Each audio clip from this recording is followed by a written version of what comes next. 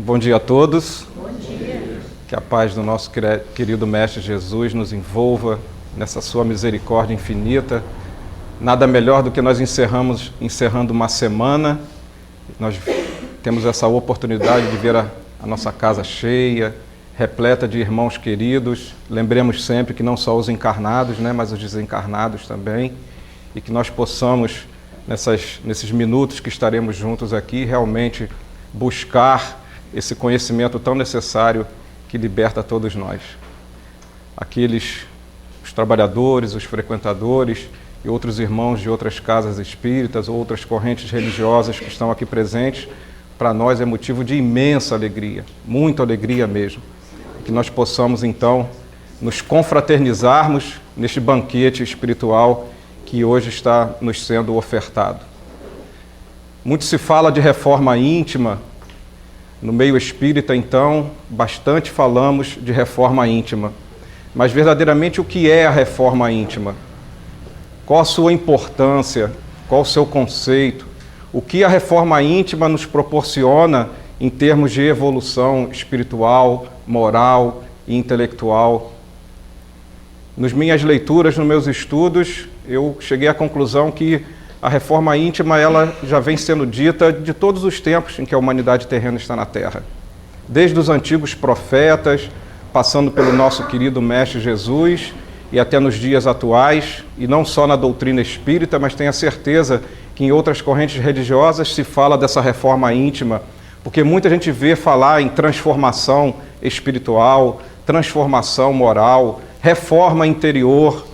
Então essas expressões todas significam essa reforma íntima.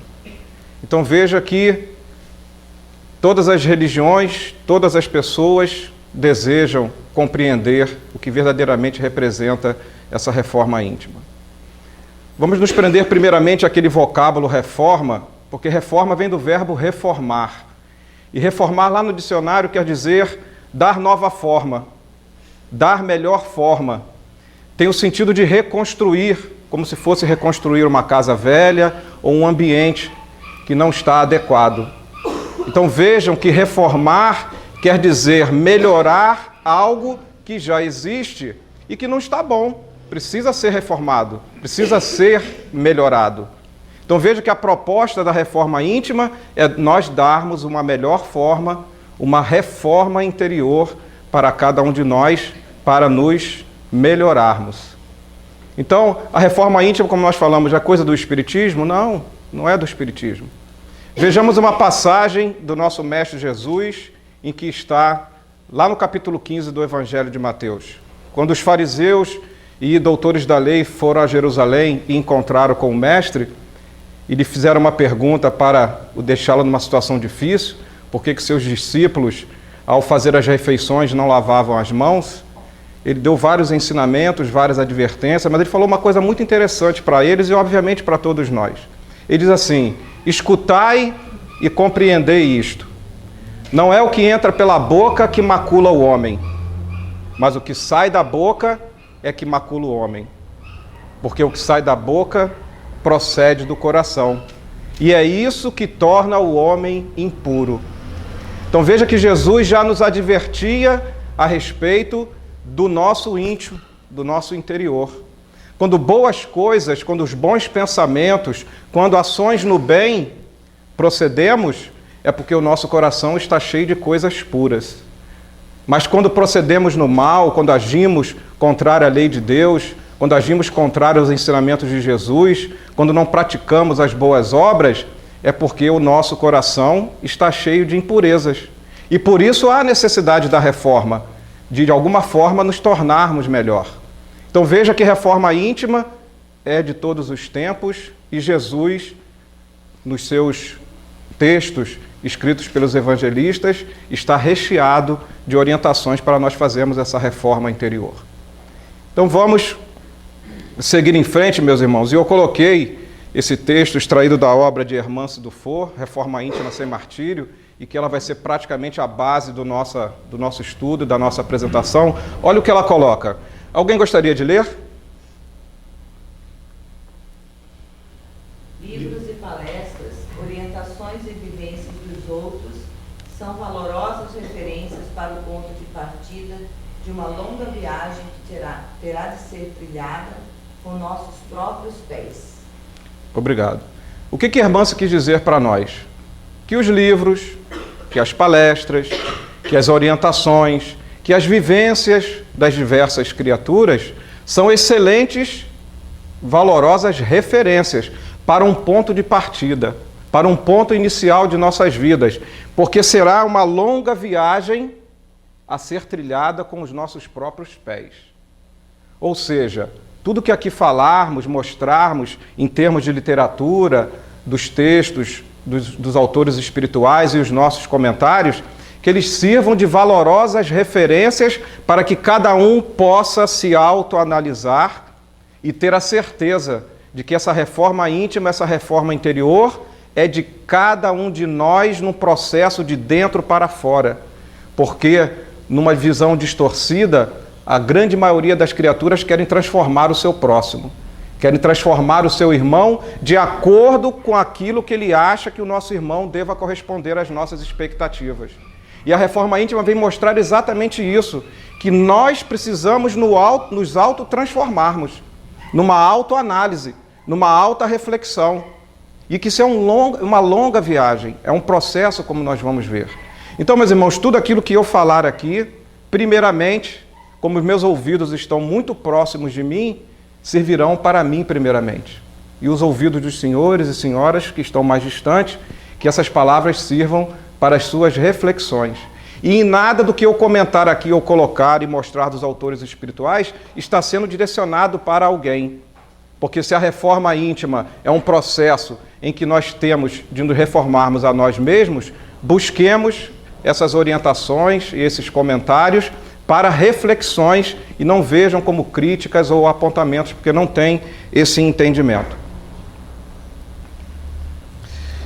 O apóstolo dos gentios, o apóstolo Paulo, ele, numa das suas cartas à comunidade de Éfesos, ele fez uma advertência muito interessante. As cartas de Paulo, muitas pessoas pensam e entendem que por causa dele ter chegado naquela idade avançada e por ter realmente feito muitas viagens e já cansado, então ele começou a fazer as cartas porque ele já não tinha mais condições de ir às suas igrejas. Isso é uma parte da verdade. Mas em cada região, em cada local que Paulo compareceu, ele fundou a sua igreja. Igreja vem de eclesia, vem de comunidade, vem de assembleia. Então as igrejas que Paulo fundou não tinham paredes físicas. Era uma assembleia de pessoas, de seres humanos, de diferentes etnias, de diferentes convicções. Eram judeus convertidos ao cristianismo, gregos convertidos ao cristianismo, e que traziam dogmas, cultos exteriores. E nas comunidades que ele fundou e orientou, o que acontecia? Por causa dessa diversidade de ideias, muitos queriam colocar essas ideias no cristianismo puro, primitivo. E Paulo, com essa preocupação, orientado por Jesus, e Estevão foi o seu mentor durante todo esse período, conforme está lá na obra Paulo e Estevão, ele então escrevia as cartas para orientar, para advertir. E esse trecho que nós vamos colocar fala exatamente de uma advertência. Olha o que Paulo diz. Não foi assim que vocês aprenderam a conhecer Cristo, se é que de fato vocês lhe deram ouvidos e se foram mesmo instruídos segundo a verdade que há em Jesus. Vocês devem deixar de viver como viviam antes, como o homem velho que se corrompe com paixões enganadoras. É preciso que vocês se renovem pela transformação espiritual da inteligência e se revistam do homem novo. Isso aí foi escrito há quantos anos atrás? Né?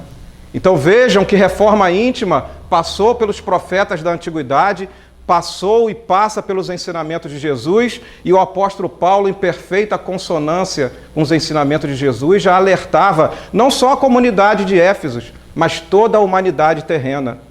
Por causa das nossas paixões enganadoras, por causa das nossas impurezas, por causa das nossas mazelas morais, vivemos rodeados num processo egóico, egocêntrico, personalista, querendo impor as nossas verdades. E vendo isso, essa atitude lá na comunidade de Éfeso, ele chama a atenção.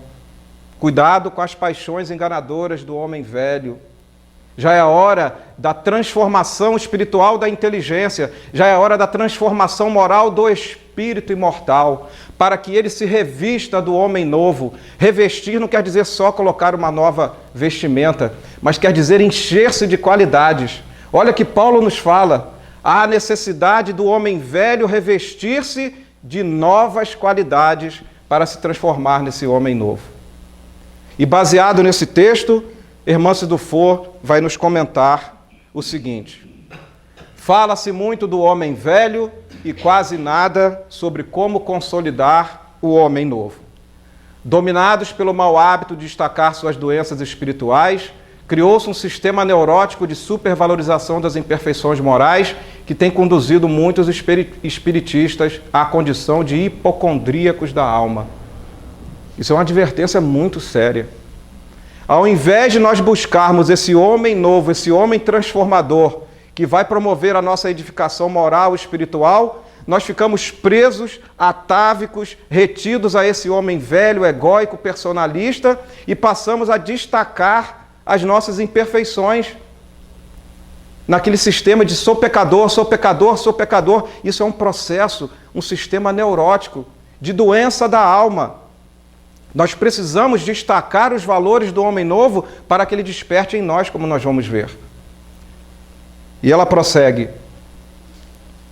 reformar-se é tomar consciência de si mesmo, dar perfeição latente à qual nos destinamos.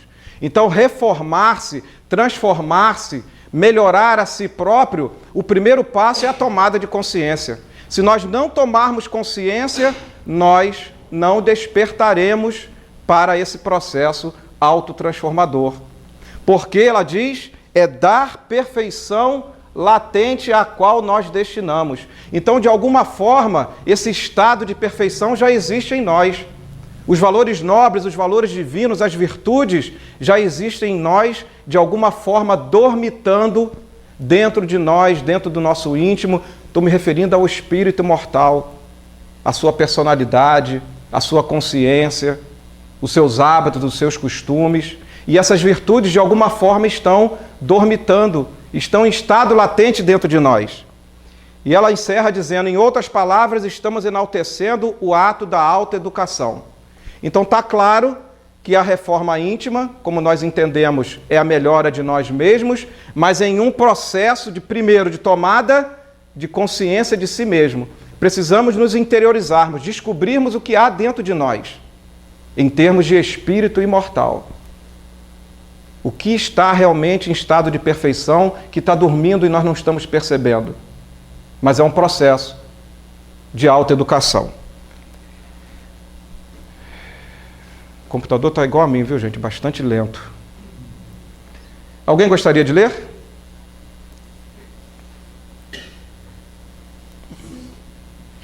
Não precisa brigar. As mulheres primeiro. Se o cerne da proposta educativa do Espiritismo é a melhoria espiritual pela reforma íntima, essa, por sua vez, tem por objetivo elementar liberar a consciência dos grilhões do ego para que possa brilhar com exuberância se as sombras, imperfeições, que treinam em buscar. Que teimam em buscar-lhe. Obrigado. Então veja, meus irmãos, olha o que Hermance nos coloca. Pelo Espiritismo, a proposta educativa da nossa melhoria espiritual, da nossa transformação espiritual, é a reforma íntima, que visa principalmente o quê? Libertar a nossa consciência, libertar o espírito dos grilhões, das amarras do ego, para que possa brilhar com exuberância essa consciência, mas já sem as nossas imperfeições morais que teimam em buscar-lhe. Travamos ao iniciar a renovação de nós mesmos uma batalha entre. Então veja, no primeiro slide mostrou que nós tomamos a consciência, que há algo de novo dentro de nós, esse estado de perfeição latente que nós precisamos libertar, mas que é um processo autoeducativo. Passada essa tomada de consciência, esse despertamento, surge então entre nós uma verdadeira batalha íntima, na personalidade, na mente do espírito. E o que acontece? Surge essa batalha entre o ego, a consciência, nos rumos da conquista do self definitivo. Ih, Mário, já começou a complicar. Já aparece ego, consciência, self, tem uma criatura aqui dando mão à outra, já começa a complicar. Mas não complica não, meus irmãos, que as obras doutrinárias nos esclarecem assim com uma pureza, que é uma maravilha. André Luiz, na obra No Mundo Maior, lá no capítulo 3, que ele fala da casa mental. O orientador espiritual fala para ele da casa mental, da mente do espírito, do corpo mental. Portanto, nós vamos sair do campo da objetividade, da materialidade, de falar do corpo material e vamos falar da personalidade do espírito, da sua consciência, da sua mente espiritual. E André Luiz fala nessa obra, o orientador fala nessa obra para André Luiz em determinado momento sobre a casa mental, dizendo assim: a casa mental é como se fosse um castelo de 3 andares. No primeiro andar está o subconsciente da personalidade do espírito, que muitos chamam de inconsciente, onde estão todas as experiências, todos os valores do espírito imortal, nas suas vidas e vidas sucessivas, o que ele adquiriu de bem, as suas virtudes, as suas aquisições, suas emoções, seus sentimentos, tudo aquilo das suas vidas passadas está arquivado ali no subconsciente ou no inconsciente, que é o primeiro andar. No próximo andar, no andar intermediário, está o consciente ou a consciência do ser espiritual. E ali é arquivado, armazenado toda a sua vida presente. Então tudo que nós estamos vivenciando na vida presente fica na memória do ser inteligente, na consciência dele. Ali vai sendo guardada todas as experiências, tudo aquilo que ele está adquirindo na vida atual, o que nós estamos aqui agora absorvendo, tudo está no nosso consciente ou na nossa consciência, sendo armazenado em nossa memória. E o último andar, o andar de cima, que nós não vamos estender, porque não é proposta, está o superconsciente. Ou seja, tudo que se refere à nossa vida futura, às nossas propostas de objetivo para a vida futura. Então vejam que é na consciência ou no consciente, segundo André Luiz, é que estão arquivados todas as nossas experiências atuais.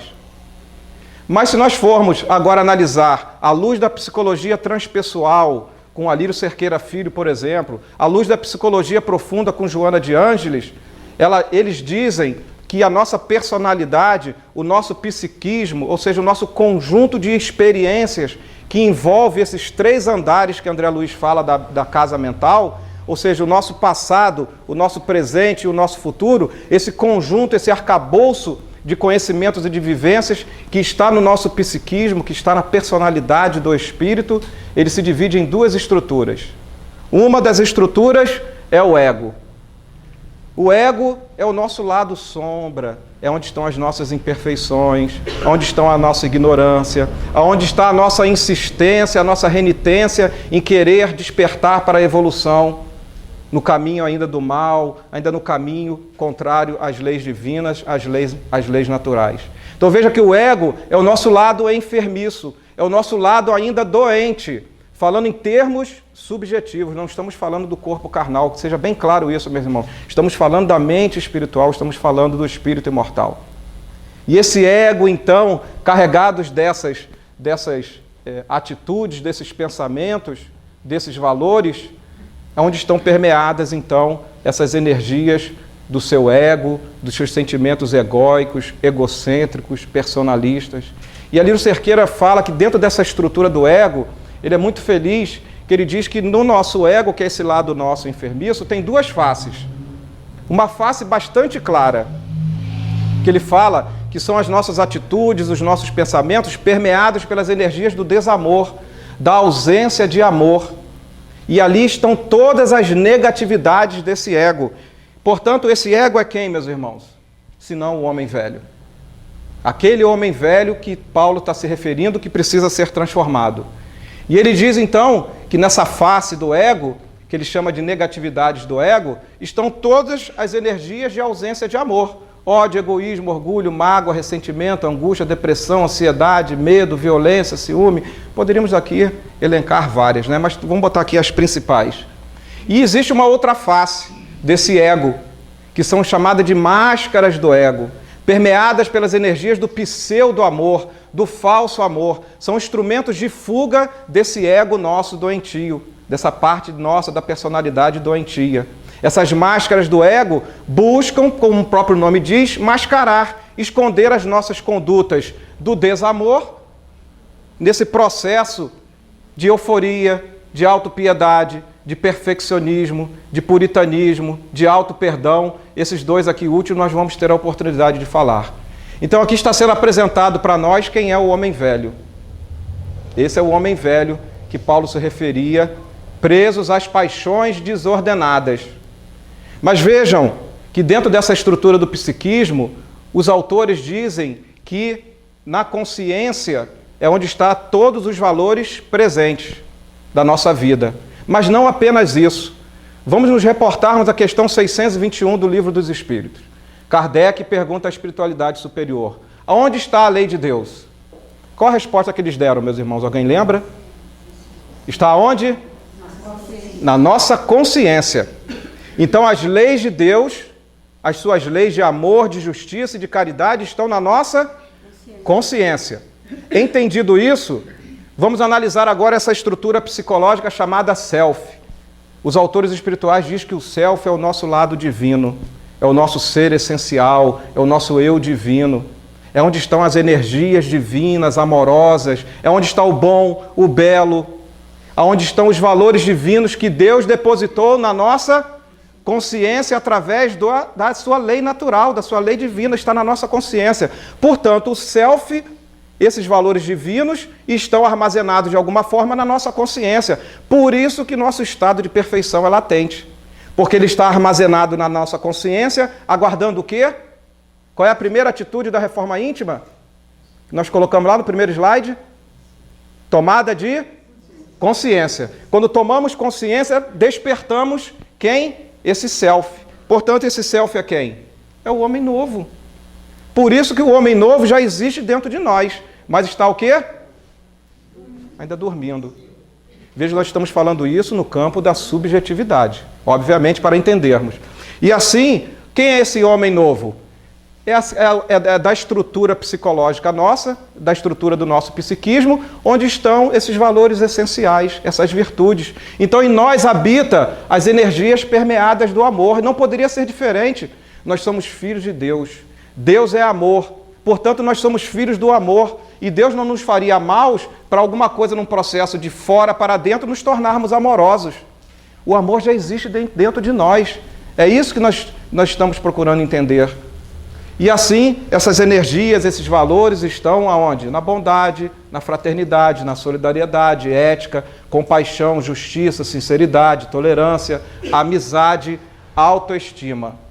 Então vejam, meus irmãos, que dentro dessa estrutura, na tomada de consciência, ao despertarmos para a necessidade da nossa reforma íntima, quem é que acorda? É o homem novo. E é apresentado a quem? Ao homem velho. Portanto, assim, de uma forma bastante simples e resumida, qual é a proposta da reforma íntima? É matar, é destruir o homem velho? É extinguir as suas sombras? Destruir as suas imperfeições? É vencer o seu passado? Irmã Dufour fala uma coisa linda, maravilhosa. Ela diz assim: dentro dos princípios universais das leis naturais, nada se destrói, nada se extingue, tudo se transforma. Nós somos filhos desse amor. As leis de Deus estão em nós. Portanto, esse ego, esse passado enfermiço não tem como ser destruído, porque ele já faz parte de nós, das nossas construções e vivências. Portanto, não é matar o homem velho, é conquistar o homem velho.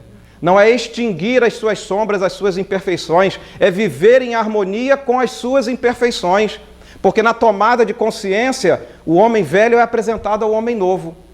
E ele diz: estou aqui, meu irmão, desperto, e eu quero te ajudar. Eu quero ser seu aliado e não o seu inimigo.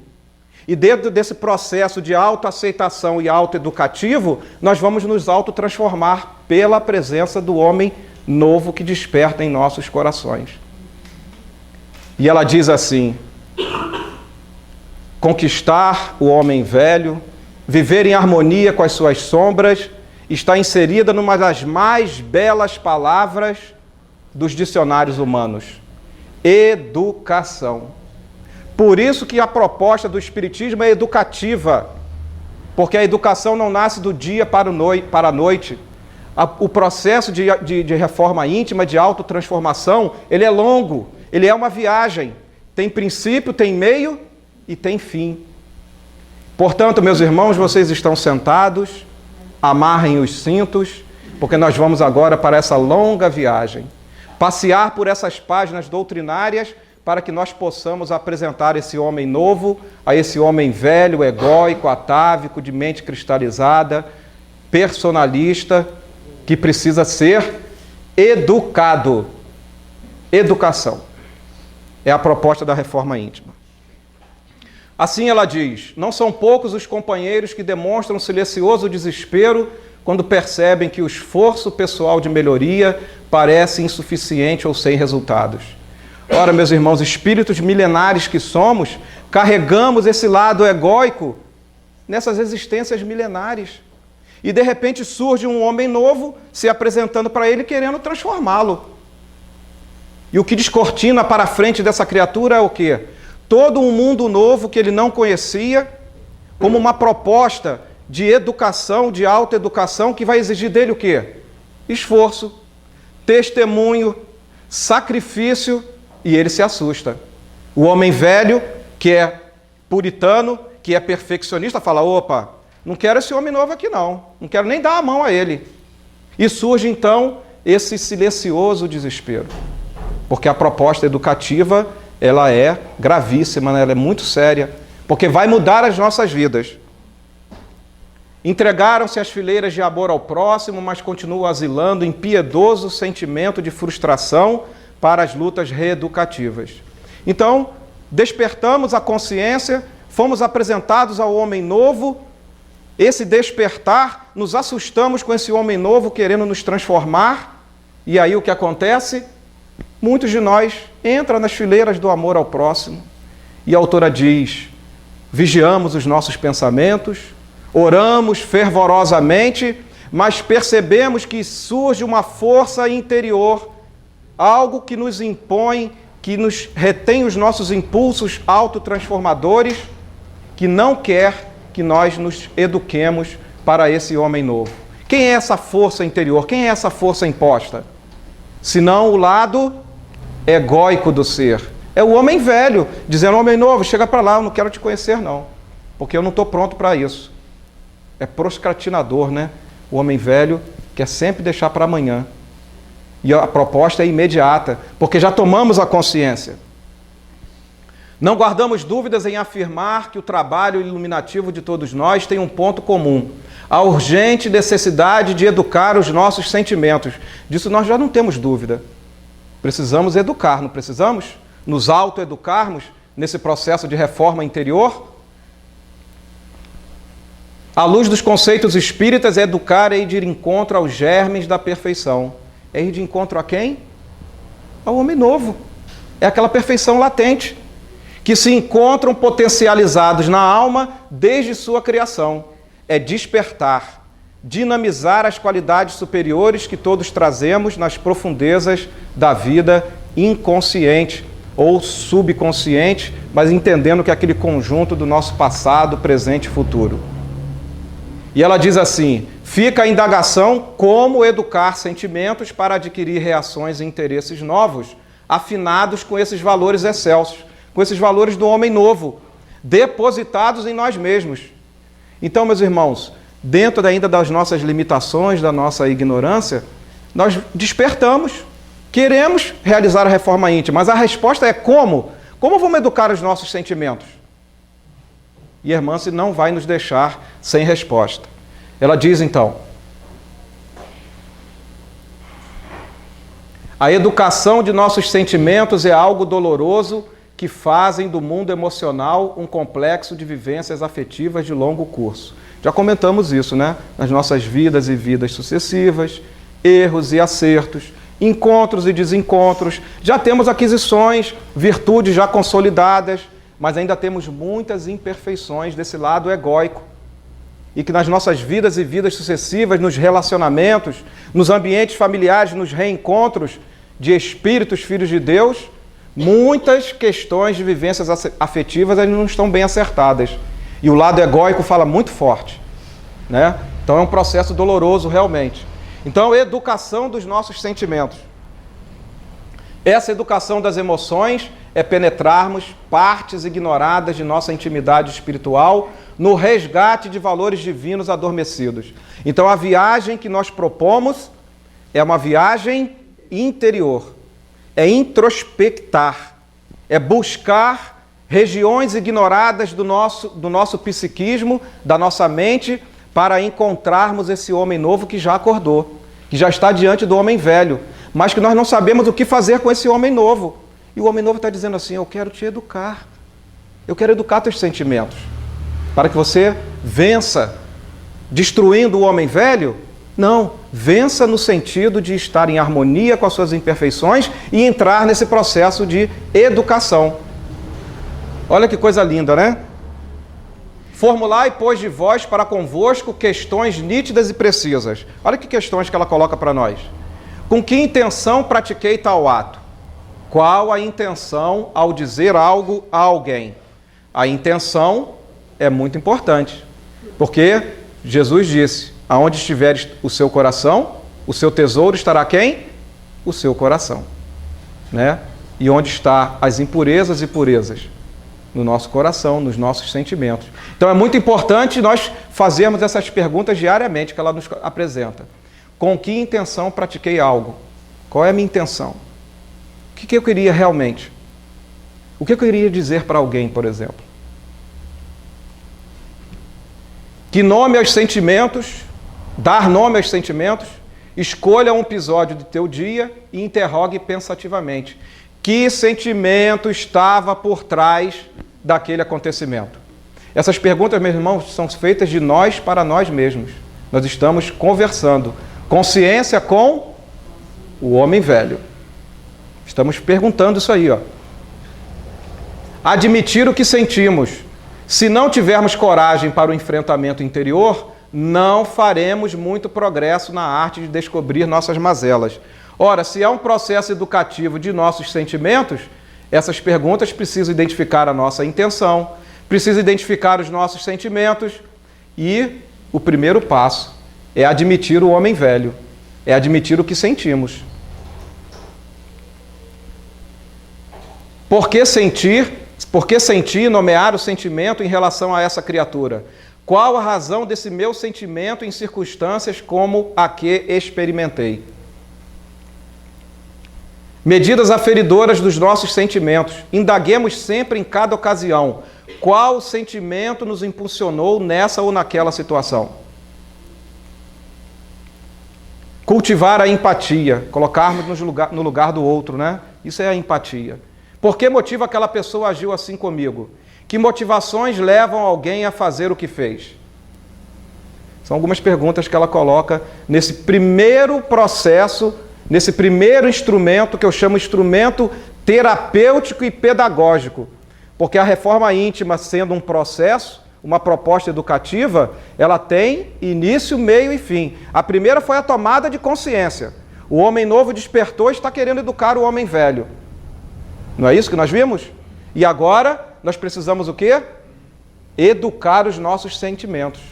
Com essas perguntas, para que nós verdadeiramente começamos a penetrar nesses escaninhos desconhecidos da nossa consciência, para entendermos as nossas intenções, para entendermos os nossos sentimentos, para nós termos essas medidas aferidoras, para cultivar a empatia, colocarmos no lugar do outro, porque nós não somos seres isolados. Por mais que nós nos isolemos, pelo menos tem um núcleo que nós convivemos, que é o nosso núcleo familiar. E já é a escola abençoada para nós educarmos os nossos sentimentos. Que dirá quando nós estamos na vida fora do nosso portão, no trabalho, na escola, né? Na casa espírita, no templo religioso, seja onde for, na rua, nós precisamos educar os nossos sentimentos para conhecer esse homem velho e ajudar no seu processo educativo.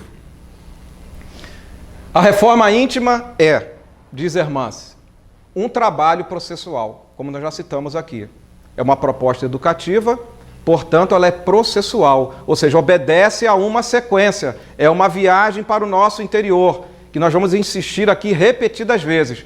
Tem início, tem meio e tem fim. E por ser um processo é longo, que nos traz propostas novas, que vai exigir de nós testemunho, sacrifício, esforço, como comentamos. Por isso é um trabalho que segue uma sequência. Mais ainda, a reforma íntima, diz Hermance, é uma habilidade de lidar com as características da personalidade. Uma habilidade de lidar com as características de qual personalidade? Do homem novo ou do homem velho?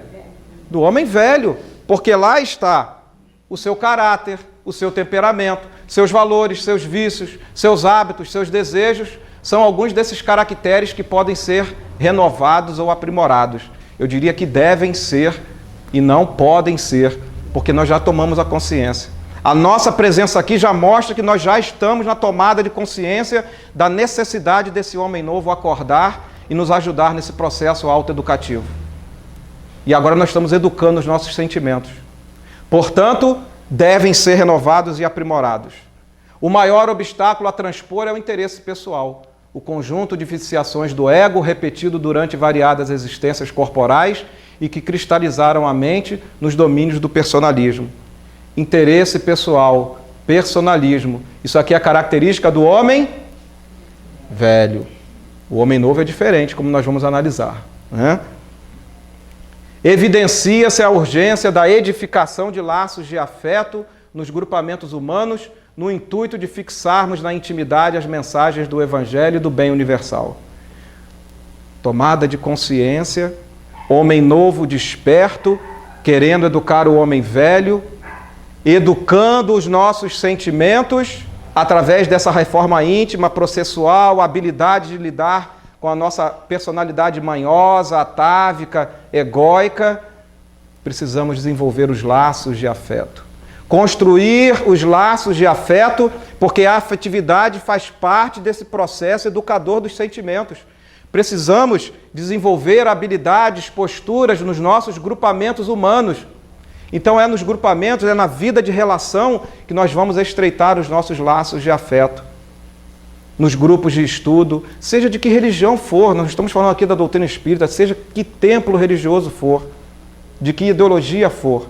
É nas vidas de relação que nós vamos aprender a conviver com os diferentes e com as suas diferenças.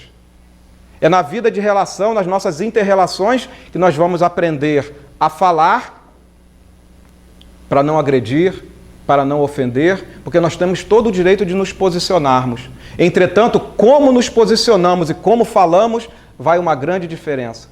E tem um momento de nós sabermos escutar, porque os diferentes querem falar, os diferentes querem se posicionar. E muitas das vezes, o nosso lado egóico, personalista, interrompe aquele que está falando e diz que ele está totalmente errado e que a verdade é sua. Meus irmãos, esses são os impulsos. É aquela força maior que vem de dentro de nós e que impede a nossa luta reeducativa. Mas para o homem desperto, que já tomou a consciência, que já está aprendendo a educar os seus sentimentos e que quer desenvolver os laços de afeto, tem a hora da escutatória, de deixar o nosso irmão falar, se posicionar, seja em que ambiente for. E mesmo que nós discordemos, nós não temos o direito de questioná-lo de forma antifraterna, descaridosa. Porque quem é dono da verdade? Quem é que está com a verdade verdadeiramente num mundo de expiação e provas? Quem está com essa verdade? Afeto é a seiva vitalizadora dos processos relacionais. Seiva é energia, energia do bom, do belo, que acalma, que une, que junta. Nos nossos processos relacionais, nos nossos grupos religiosos, em que estamos buscando a nossa melhora, de nos aproximarmos a Deus, desenvolver os laços de afeto. Estarmos felizes e estarmos reunidos, mesmo com aqueles que pensam diferente de nós. É aí que nós vamos desenvolver os laços de afeto, a tolerância, o saber perdoar, né? A indulgência. Olha que beleza o que é o afeto. Ele é o construtor de sentidos nobres para a existência dos homens. Se a reforma íntima é uma proposta educativa, ela vai nessa proposta educativa nos ensinar a amar. E Jesus disse, ame a teu próximo como a ti mesmo.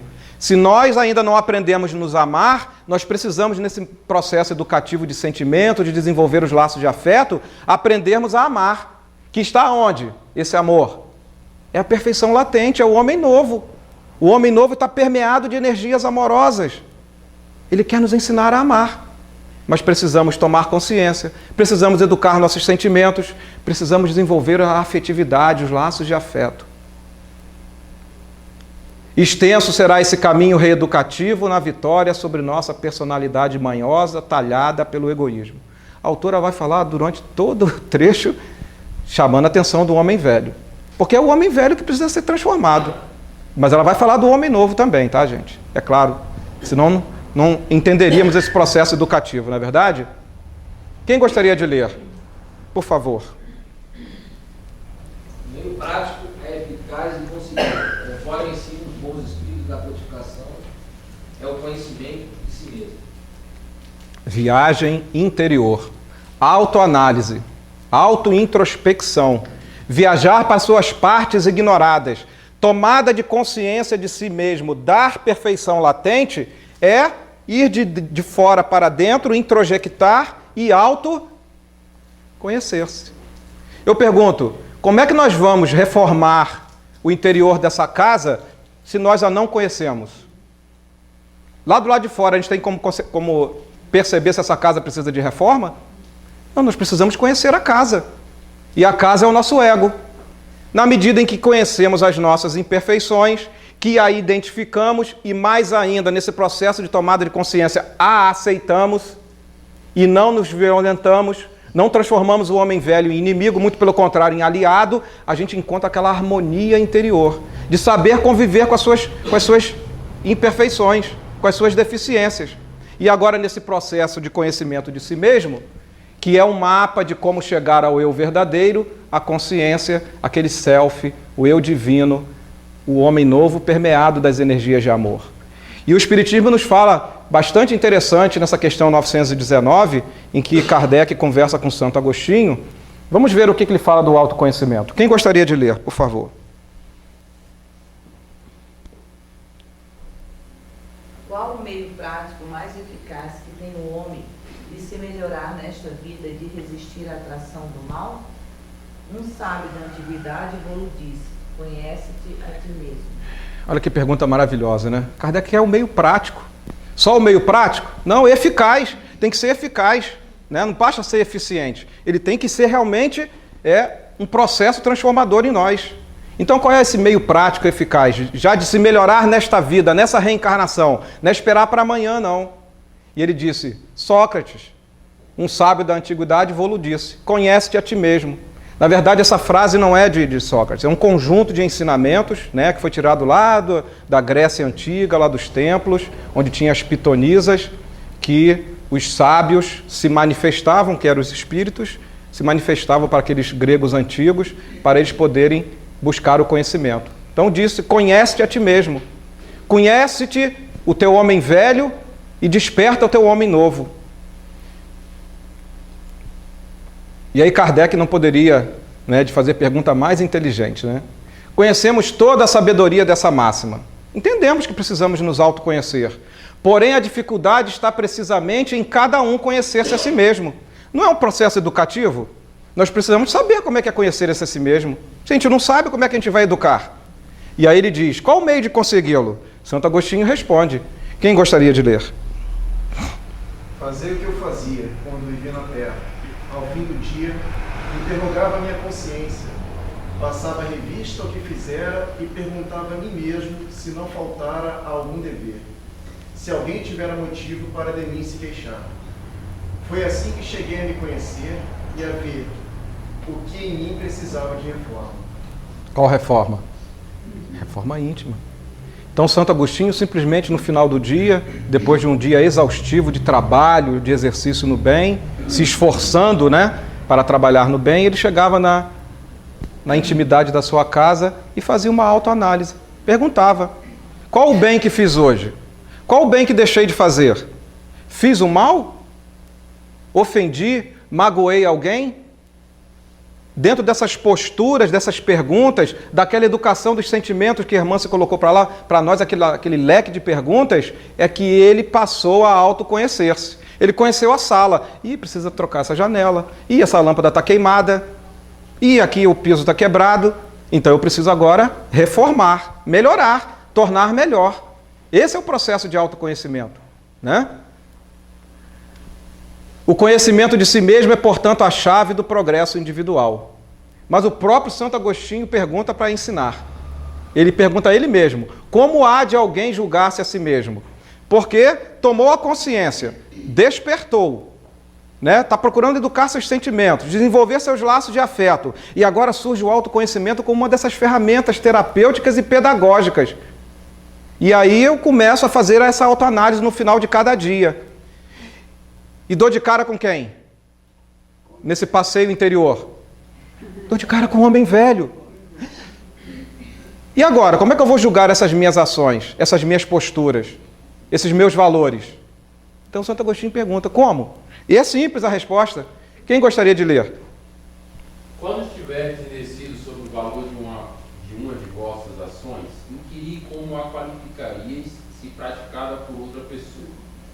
Se a censurais outrem, não a podereis ter por legítima quando fordes o seu autor, pois que Deus não usa de duas medidas na aplicação de sua justiça. Só um espírito superior poderia dar essa resposta tão simples, né? Como julgar a si mesmo?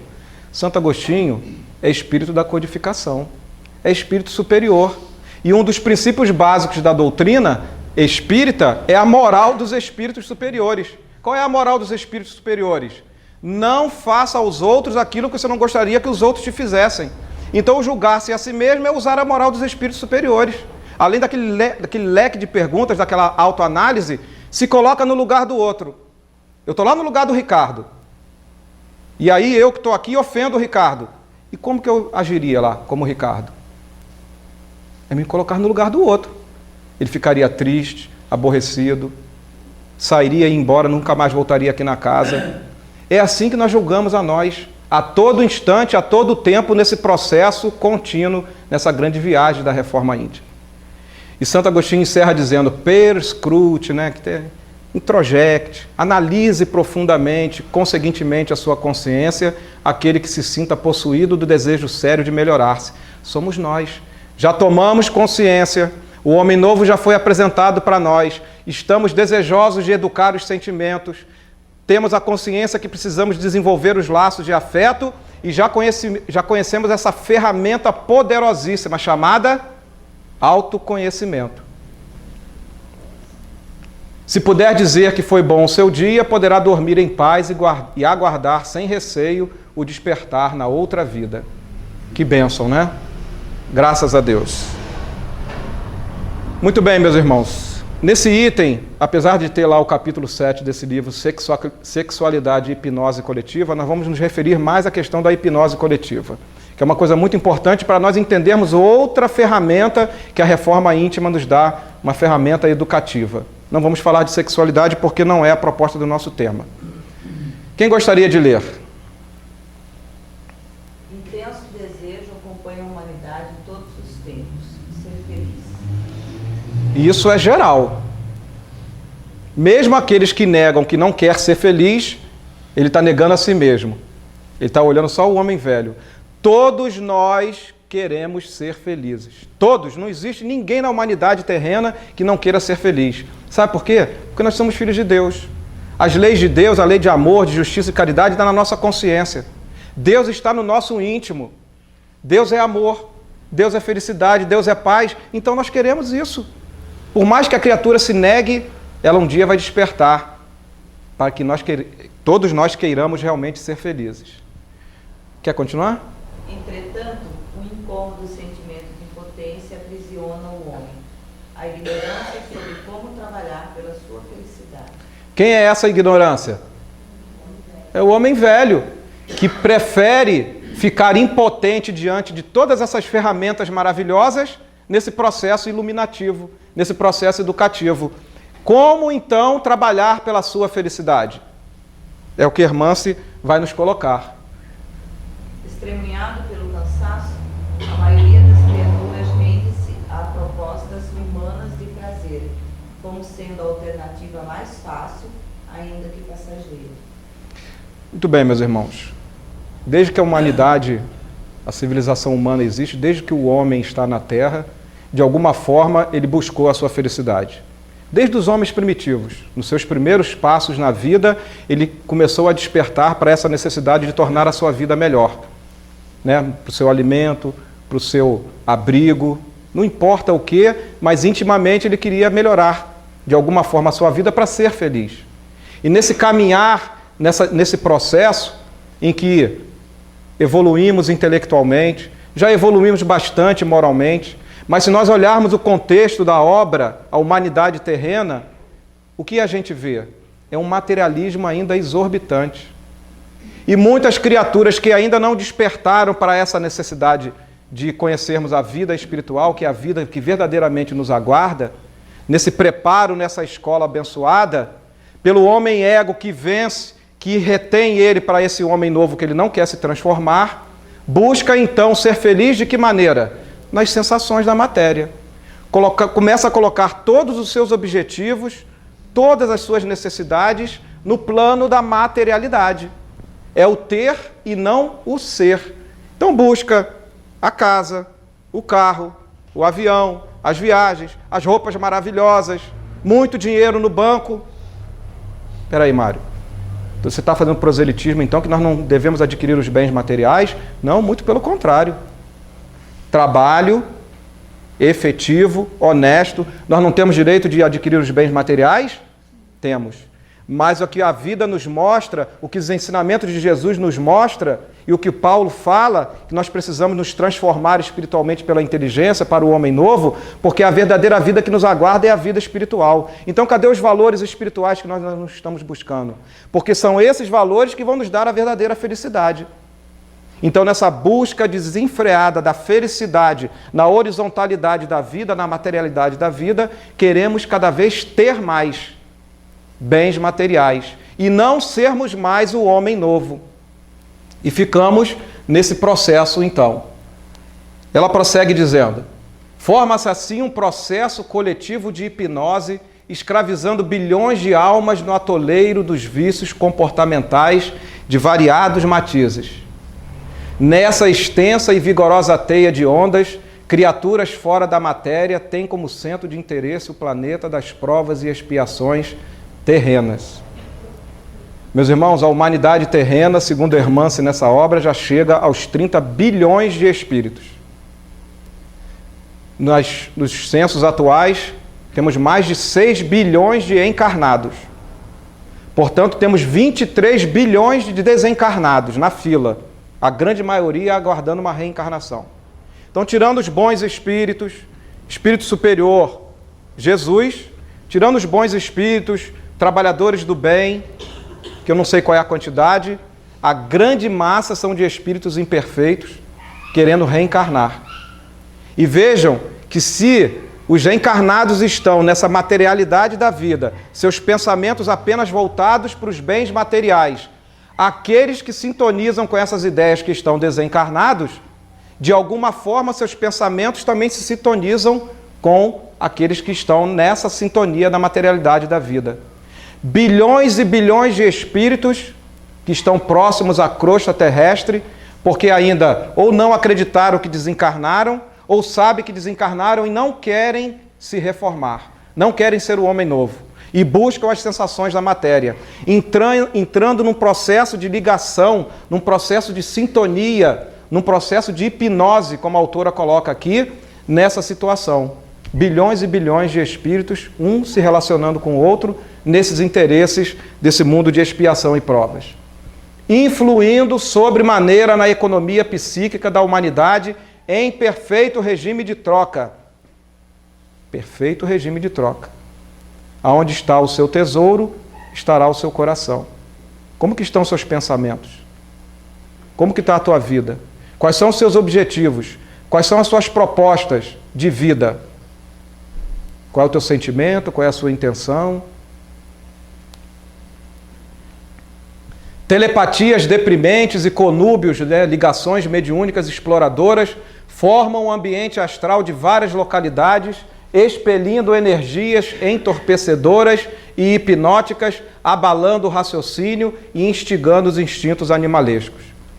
Se nós olharmos a conjuntura espiritual da humanidade, estou falando dos encarnados, o que nós vemos?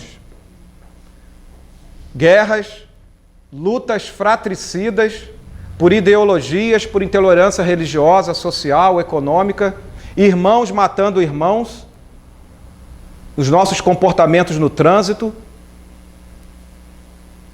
a busca incessante da materialidade da vida, que nos leva a uma sexolatria desregrada, vícios de todas as naturezas, dos tóxicos ditos lícitos, né, a bebida, o cigarro, e os ilícitos, maconha, crack, e vai por aí afora.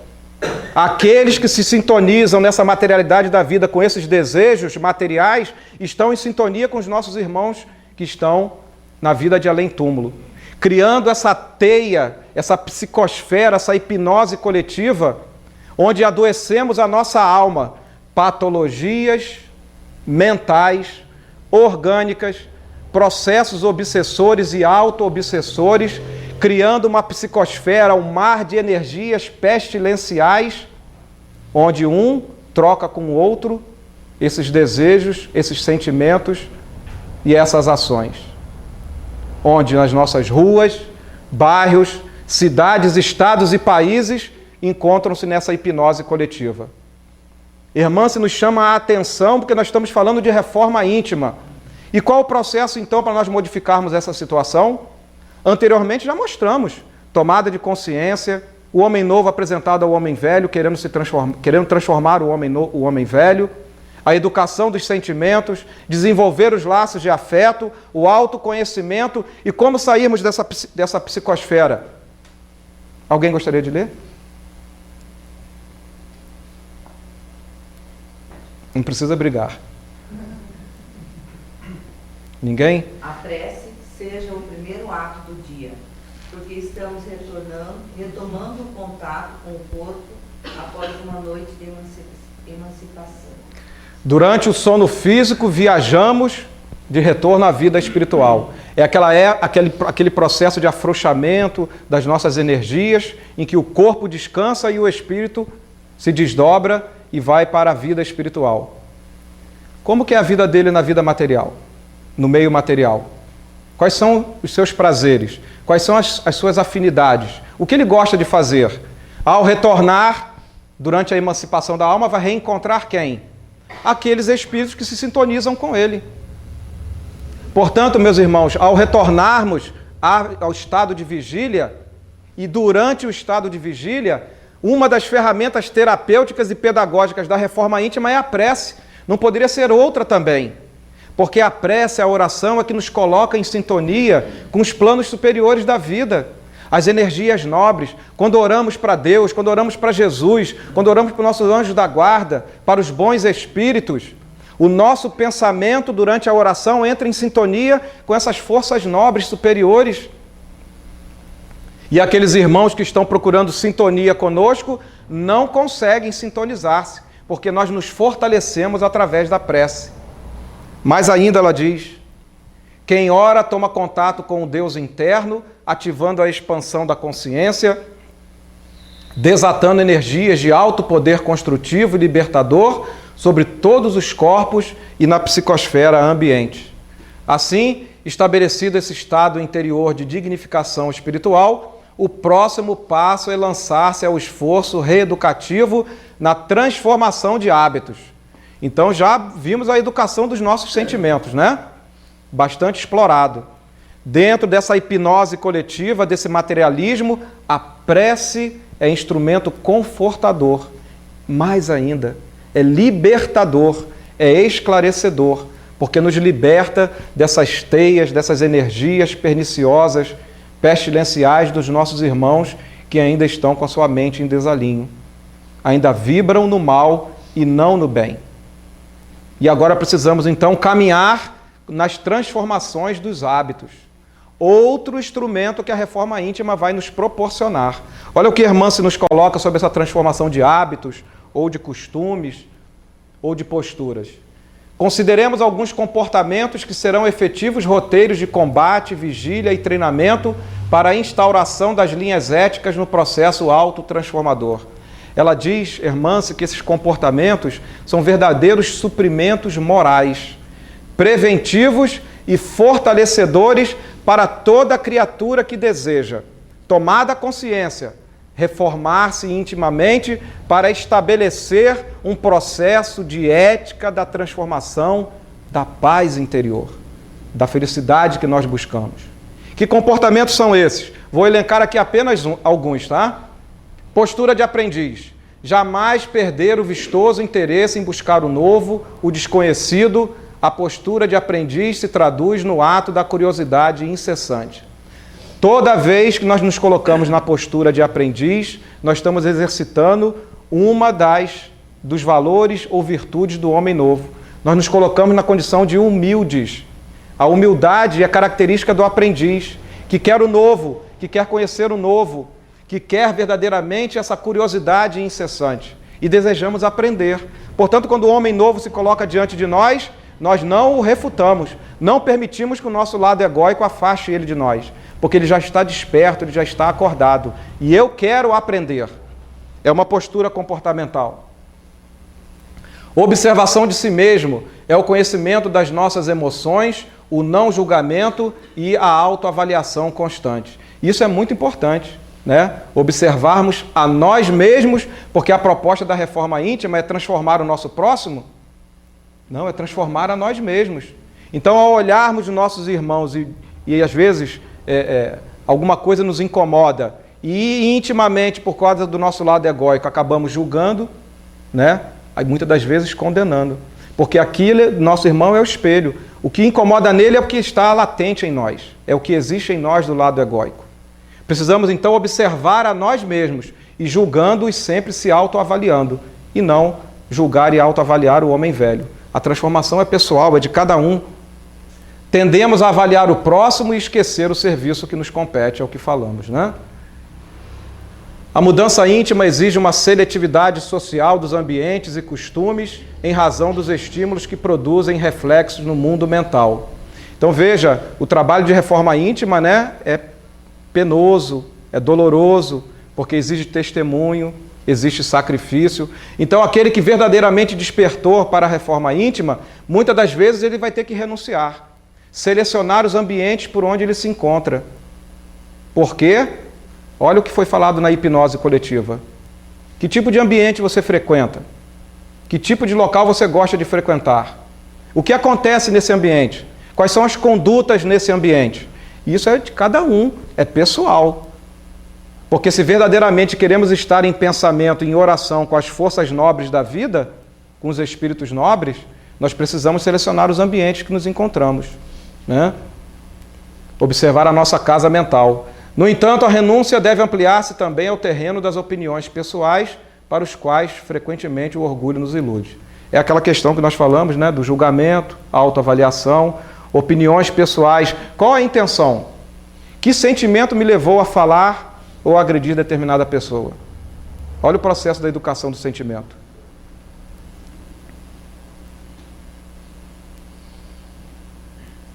A aceitação da sombra.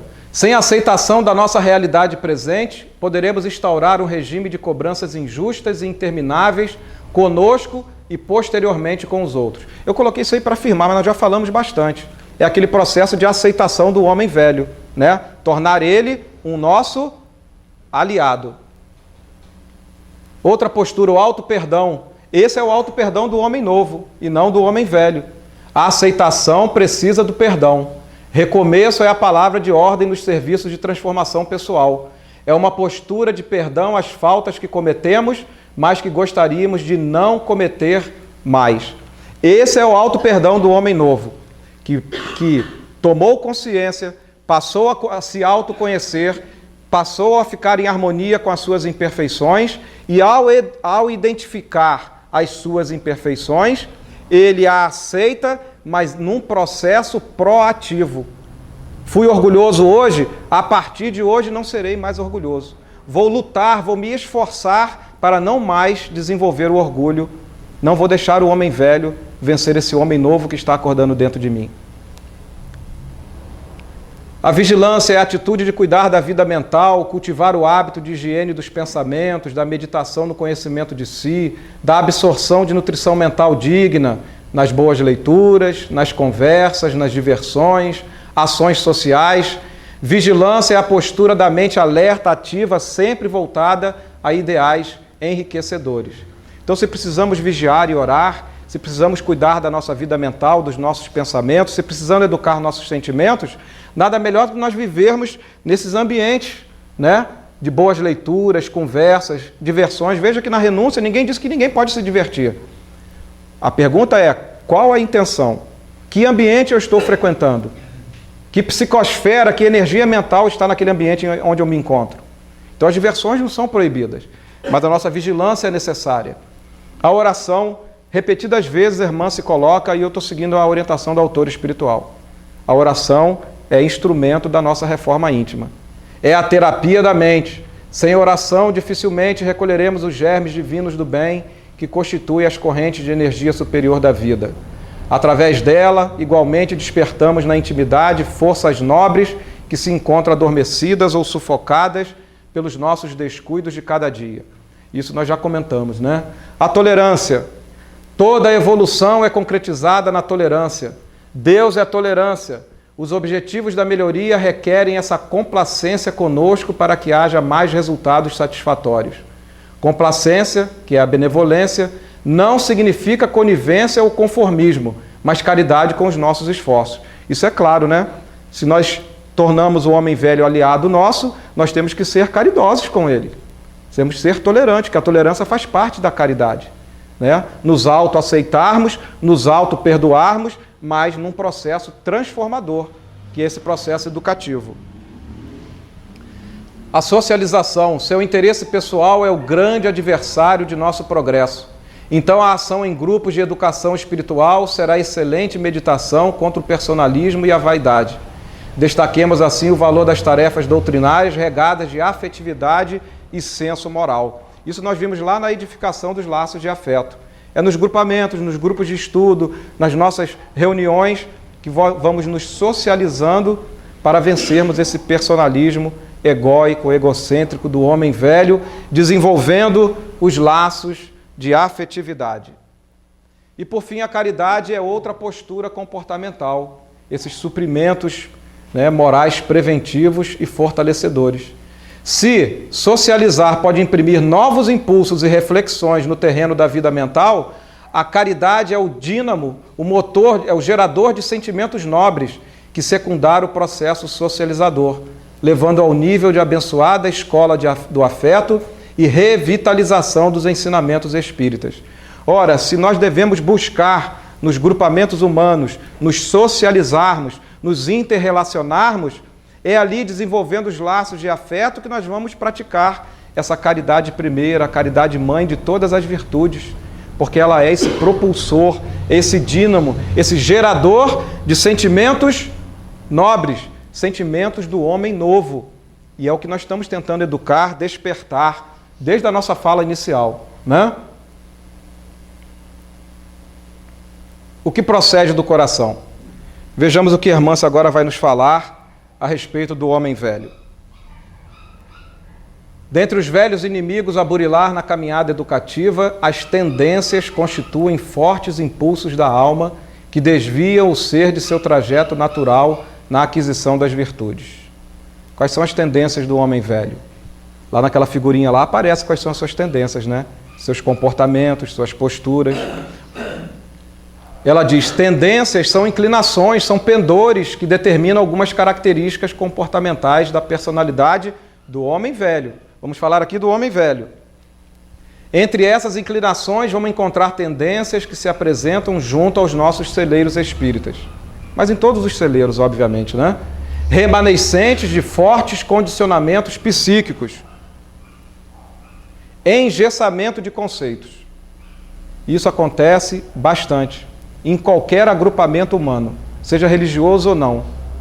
Conceito é ideia, é noção, é concepção de algo que nós lemos, entendemos e aceitamos, às vezes até como verdade. Mas não podemos estar enganados?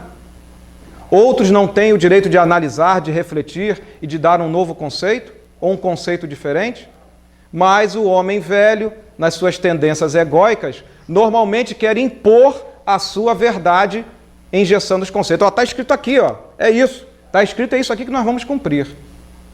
Tenho certeza que a gente nunca presenciou esse tipo de comportamento, né? Em lugar nenhum, com certeza. A atitude da supremacia da verdade. Se eu ingesso conceitos, eu passo a ser dono da verdade. E quero impor a verdade para os nossos irmãos. É o seu lado egóico, é o homem velho dizendo assim, sai de perto de mim, homem novo. Porque eu quero é isso aqui mesmo, Eu sou o dono da verdade. Os meus conceitos é que valem. Se você não está satisfeito, vai embora. É isso que a irmã está falando, dessas tendências do homem velho. O que mais? Sensação de missionarismo religioso. Espíritos imortais, espíritos milenares. Nas nossas vidas e vidas sucessivas, em alguma existência, nós passamos por esse período. Pertencemos ao clero religioso, estabelecendo dogmas, cultos, verdades.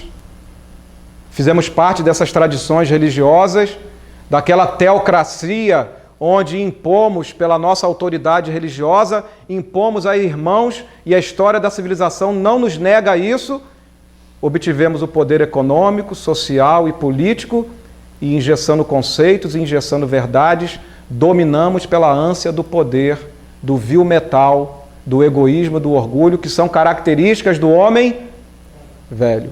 Nesse missionarismo religioso, adoração exterior, forte vocação para ritualização, místico, valorização de tradições religiosas que eu acabei de comentar.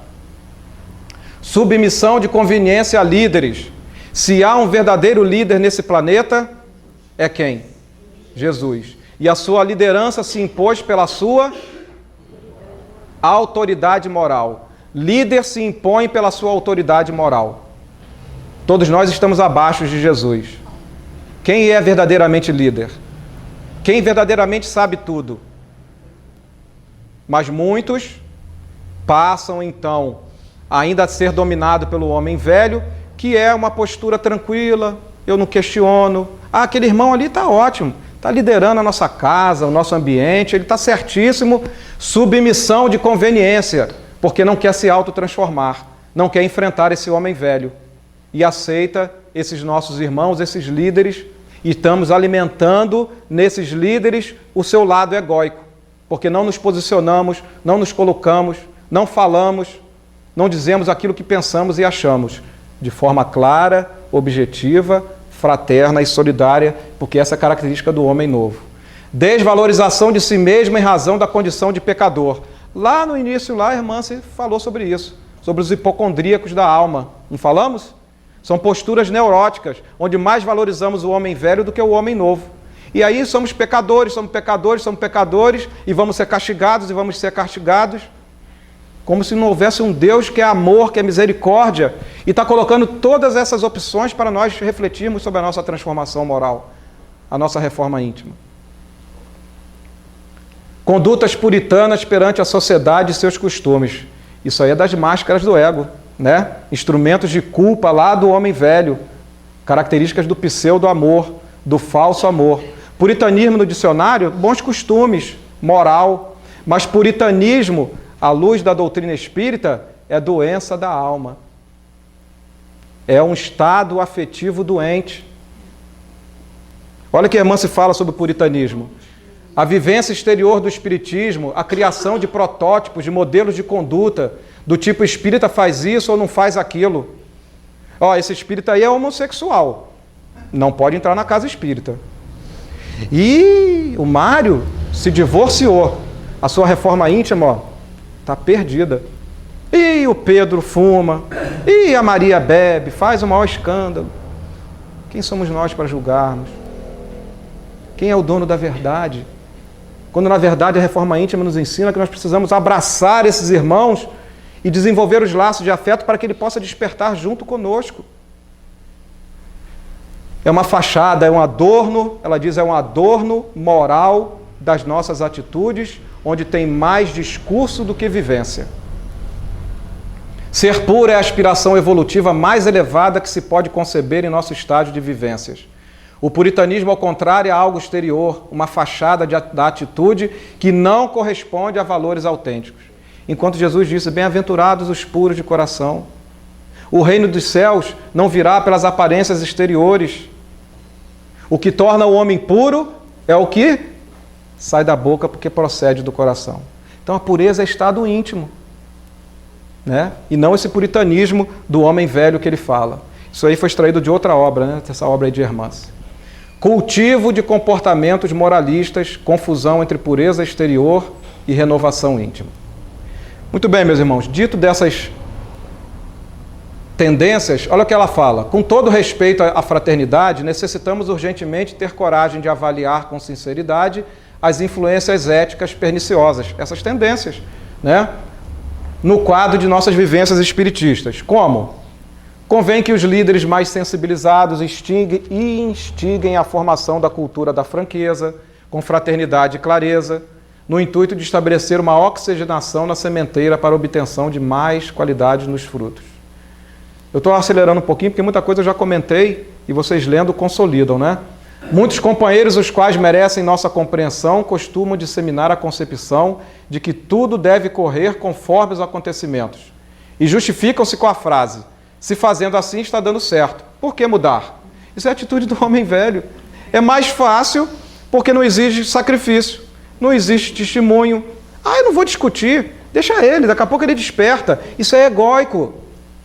Precisamos estabelecer um regime em nossas casas espíritas, na nossa casa, no nosso lar, no nosso trabalho, o espírito da mudança, porque a mudança é característica do homem novo. Agora, como vamos fazer? Aí está a grande questão. Em verdade, o que deveríamos pensar é, se fazendo assim estamos colhendo algo, então quanto não colheríamos se fizéssemos melhor, se nos abríssemos às renovações que a hora reclama. Então fica, né, essa sugestão da autora, dentro desse nosso processo de reforma íntima. Vocês não poderiam parar um pouquinho o relógio não, meus irmãos? Arrependimento. Mostramos as tendências nessas posturas do homem velho, agora mais uma ferramenta terapêutica, pedagógica. Vimos que precisamos educar sentimentos, tomada de consciência, autoconhecimento, desenvolver os laços de afeto, realizar aquelas posturas comportamentais, aqueles suprimentos morais, né? A renúncia, a vigilância, o auto-perdão, a oração, a caridade, tudo aqui que elencamos. Mas o arrependimento é muito valorizado em nós na erraticidade, diz Hermance Dufour. Olha que coisa linda. Quando retornamos à vida espiritual, aguardando uma nova reencarnação, isso é a erraticidade, é muito valorizado. Por quê? Raramente, sob as ilusões da matéria, a alma tem encontrado suficiente coragem para enfrentar a força dos sutis mecanismos de defesas criados por quem? Quem é o orgulho? É o homem velho, né? Deixando sempre para amanhã a análise madura e sincera de suas faltas, o que traria muito alívio, saúde e paz interior.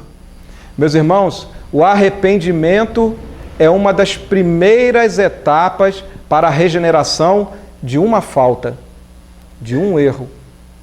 Está lá no céu e inferno que para regenerarmos de um erro perante a lei de Deus, precisamos primeiramente nos arrependermos. Depois, expiarmos aqueles erros. E por fim, repararmos a falta cometida.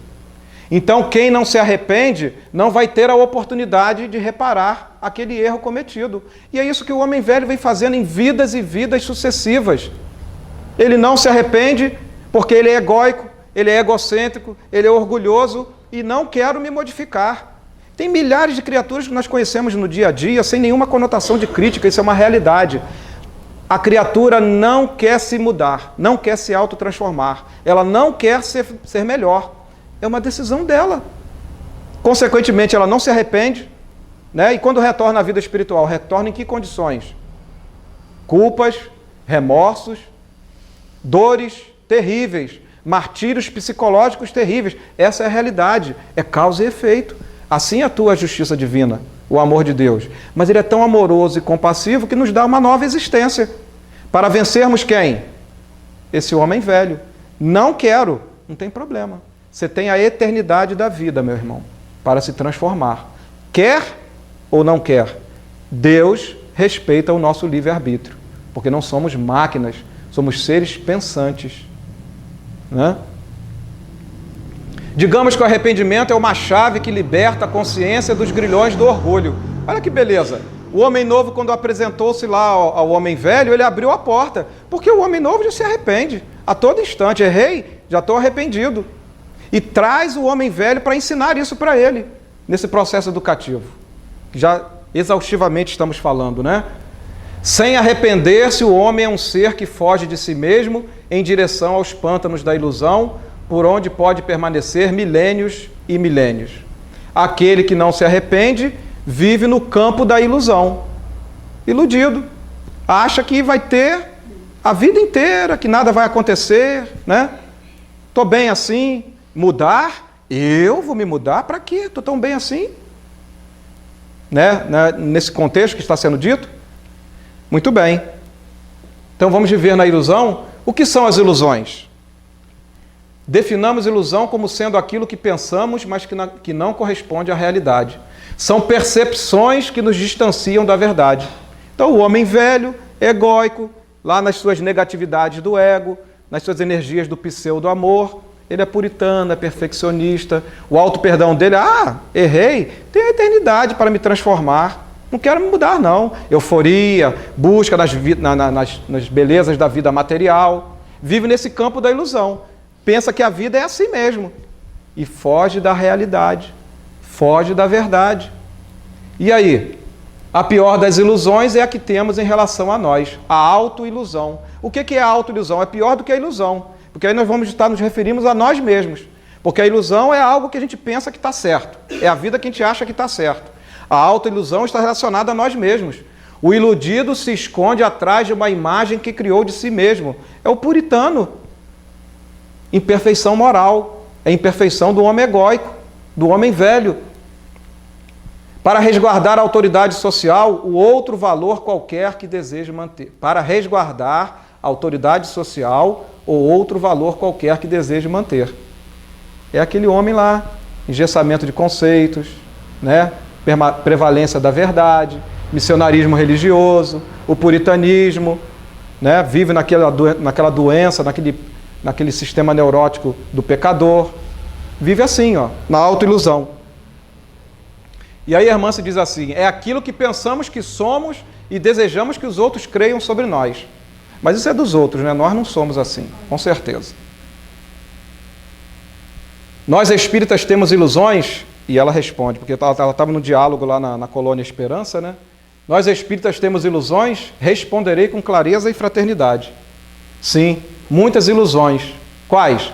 O iludido, quando ambicioso, atinge sem perceber as raias da usura. A usura aqui não está relacionada a dinheiro, não.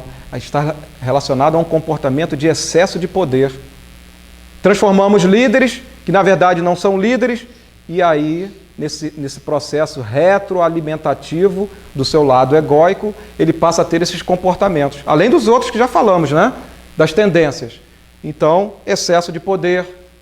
Quando o dominador chega aos cumes da manipulação, quem não sabe, tirando fora da religiosidade, em vários ambientes que nós vivemos, ou dentro dos ambientes religiosos, que pessoas pelos bastidores manipulam as outras, para transformar opiniões, dividindo o grupo. Mas isso com certeza nas nossas casas não existe. Quando o vaidoso guinda-se aos pântanos da supremacia pessoal. Quando o astuto atira-se às vivências da intransigência. O astuto é o esperto. É aquele que busca o mais fácil caminho. É o carioca esperto. E eu falo isso com muita naturalidade porque eu sou carioca, mas não sou esperto. Então é o carioca esperto, é aquele que busca a lei do Gerson lá, né? O melhor caminho para ficar tudo certinho. Mas na nossa seara não tem, obviamente, e chegando às vivências da intransigência, ou seja, do rigor, né, do excessivo. Quando o presunçoso escala os cumes da arrogância. O presunçoso é aquele que acha ser melhor do que o outro, né? Mesmo quando esclarecido espiritualmente, lança-se aos píncaros do exclusivismo, ostentando qualidades que muitas vezes são adornos frágeis, com os quais esnobam superioridade que supõem possuir. Então veja, meus irmãos, além das posturas comportamentais, as tendências, as intenções, estamos fazendo uma análise do homem velho, como eu disse, para cada um de nós interiorizar e se autoanalisar. Não estamos apontando aqui erros para ninguém. E eu estou introjetando isso para mim mesmo, né? Essa é a ideia inicial quando eu falei para vocês. Quem gostaria de ler, gente, que eu já estou com a garganta um pouquinho seca? Nossa condição real, para quem deseja assumir uma posição ideal perante si mesmo, é a de almas que apenas começamos a sair do primitivismo moral. Alegremos-nos por isso. Está mais claro isso, meus irmãos? Eu acho que eu não consigo ser mais verdadeiro que a irmã. A nossa condição real é que nós estamos num mundo de expiação e provas. Dentro da classificação dos mundos, sob o aspecto moral, mundos primitivos, mundo de expiação e provas, mundos de regeneração, mundos ditosos, mundos celestiais. Nós estamos mais perto da origem do que do fim. Nessa viagem de transformação, nós estamos no princípio, no início. Quem é dono da verdade? Quem é líder? Quem tem a verdade em suas mãos?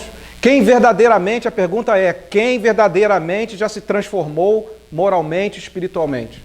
Quem já é verdadeiramente feliz? Quem já chegou na perfeição? Essa é a pergunta clara e objetiva que eu faço para mim, diariamente, para que eu não entre nessas tendências e nessas posturas do homem egóico, que ainda sou, bem sei, e quando vocês verem errando, me chamem a atenção. Lembra no dia lá do seu seminário? Eu vou agradecer quem fizer isso, porque eu tenho certeza que eu vou errar, tenho certeza. Prossegue, por favor. Na reforma íntima, seguimos o que somos. Sentimos. Sentimos o que somos e, como consequência, vivemos a realidade do que somos com harmonia, ainda que nos cause muitos transtornos. Ok. Vamos vencer nossas ilusões, desapegando da falsa autoimagem que fazemos em nós mesmos, desapaixonando-se do eu. Acho que a imagem fala mais do que tudo, né? Quando eu vi essa imagem, eu falei, eu lá, ó. Só que eu estou lá no espelho, né? É a minha imagem. Interessante, né? Petrônio, meu irmão, eu estou com 1h e 25 minutos de fala. Eu tenho aí mais uns 3 minutos para falar. Não vai dar tempo até chegar ao final. Falta pouco, gente. Mas nós vamos respeitar o horário, né? Vocês que sabem, se eu continuo, tem mais um pouquinho de alguns slides, ou eu encerro para nós irmos para as perguntas, né? O que vocês desejam? Podemos ir? Ok. Democraticamente, isso é a proposta do homem novo. Por que melindramos? Agora vai falar do melindre. Como foi bom para mim.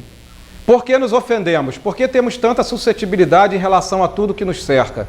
Quais as razões de encolerizarmos perante fatos desagradáveis? Perguntas. É natural nos ofendermos com palavrões, ao ver 2 seres humanos se agredirem, ao sermos assaltados em uma rua, quando formos injustamente julgados pelas pessoas que nos conhecem.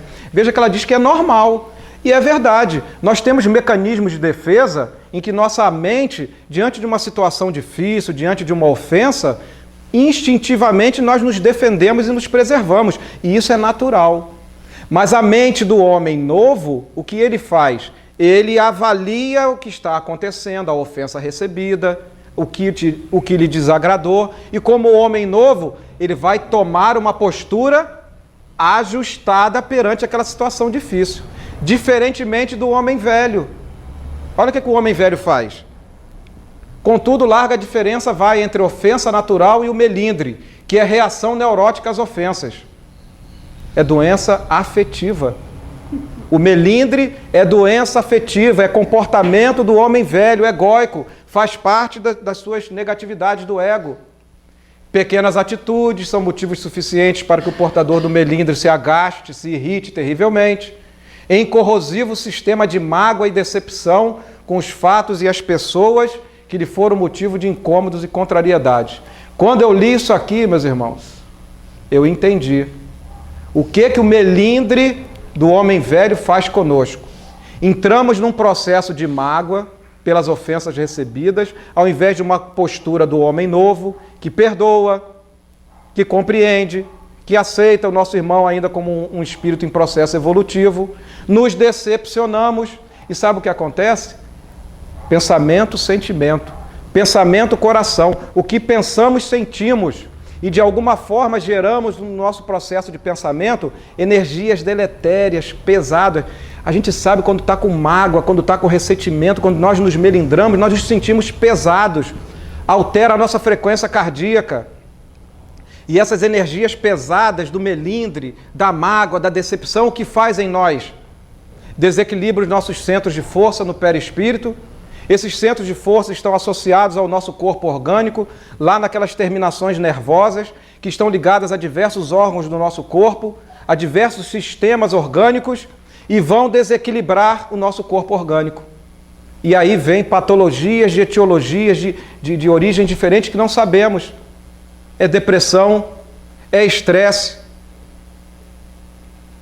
problemas coronários, problemas digestivos, problemas na fala. Não é verdade, meus irmãos? Começamos a ficar em desequilíbrio, em desarmonia, por causa dessa doença afetiva, o melindre, a mágoa, a decepção, porque ficamos esperando do nosso irmão que ele seja homem novo, e ele não é. Ele é homem velho como nós, que precisa ser reformado como nós. Olha o que ela diz, para complementar essa ideia. A mágoa é o peso energético nascido das ofensas transportadas conosco dia após dia. É um colesterol doente da alma, causando males no corpo e no espírito. Mais ainda, sabemos também que a irritação é como se fosse dura martelada no sistema nervoso, levando-nos ao estresse e perda energética. Quando perdemos energia, a aura do perispírito perde energia. E uma das funções da aura do perispírito é nos proteger das invasões microbiológicas psíquicas.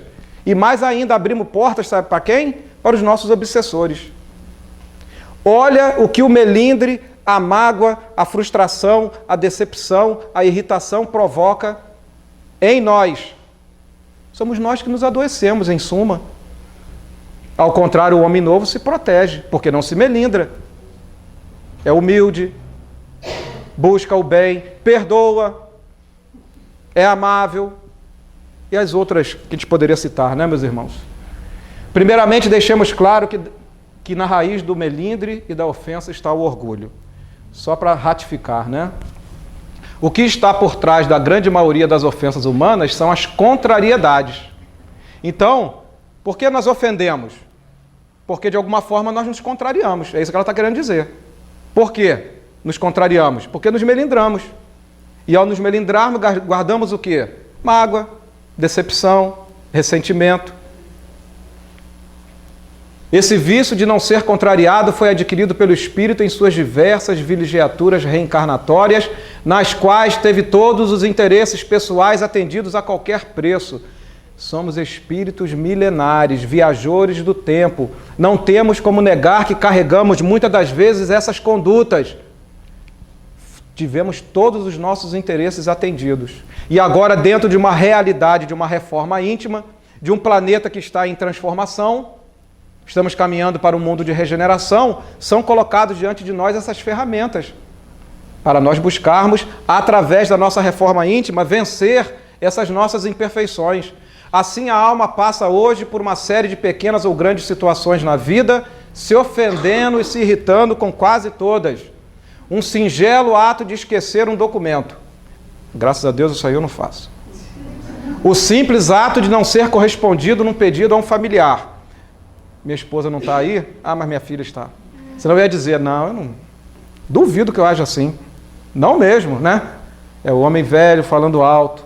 Não ter sido escolhido para assumir a presidência da tarefa espírita, da tarefa religiosa, seja o que for. A psicopatologia do futuro verá na contrariedade uma grave doença mental. E a etiologia, a origem de severos transtornos da alma, o que importa a todos nós é o ingente trabalho de renovação no campo dos nossos interesses. Acho que não precisa mais profundos apontamentos que está muito claro a proposta do que ela está querendo nos dizer sobre o nosso melindre, sobre a nossa irritação, né, sobre as nossas decepções, mágoas, as contrariedades.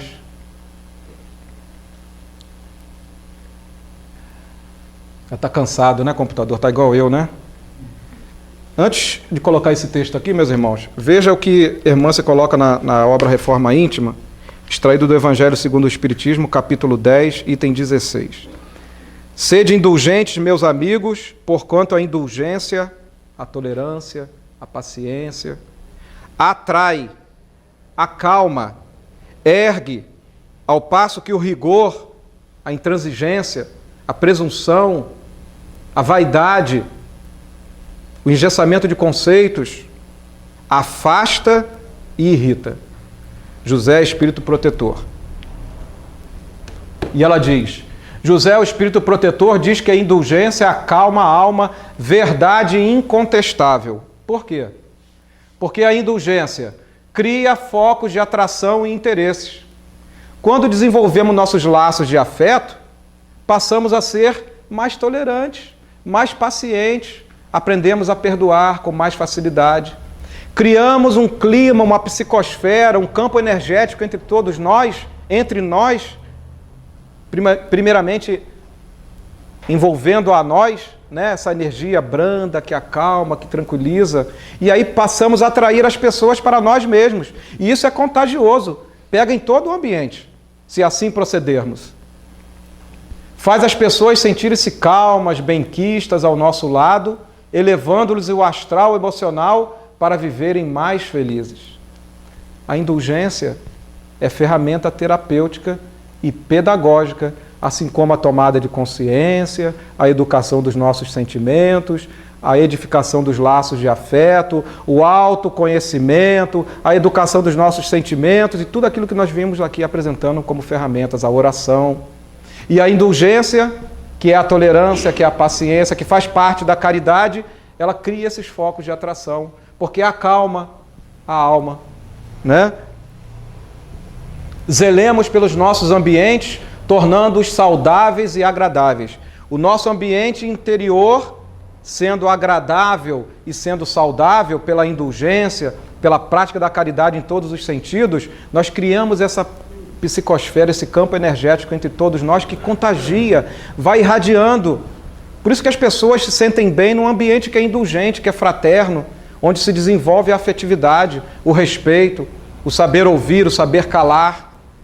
Assim, otimismo incondicional, vibrações positivas sempre, tolerância construtiva, olha a indulgência aí, cativar laços, desenvolver os laços de afeto, o hábito contínuo da oração, sempre, olha a oração, apareceu em todos os nossos slides, sorrir sempre, expressar alegria e humor contagiantes, dar poucos ou nenhuma importância aos reclames e pessimismo dos outros. Essas são algumas formas salvadoras de asseio espiritual. Quem é que reclama e está sempre pessimista? O homem velho. Vamos dar atenção e importância a ele? Não, porque a energia positiva é viral, é contagiosa. Amemos, meus irmãos, educando os nossos sentimentos pelos laços de afetividade, pela indulgência. E por fim, só encerrando a nossa apresentação, o que é reforma íntima? Não vou comentar, apenas para consolidar. Reforma íntima significa a transformação do ser humano através da modificação dos padrões de valores, pensamentos, conceitos, preconceitos e comportamentos, mantendo a estrutura básica do ser reformado, porque senão não é reforma íntima. Toda reforma íntima verdadeira inicia-se através da análise sincera de si mesmo. Autoquestionamento, conhecimento real do que precisa ser modificado, aquilo que normalmente se denomina autoconhecimento. Reforma íntima é um processo, tem princípio, tomada de consciência, tem meio, autoeducação, fim, o homem novo. Quanto tempo vamos levar para atingir esse fim? Depende de quem? É uma grande viagem que eu convido a todos vocês a fazerem, com muito amor. Muito obrigado pela atenção.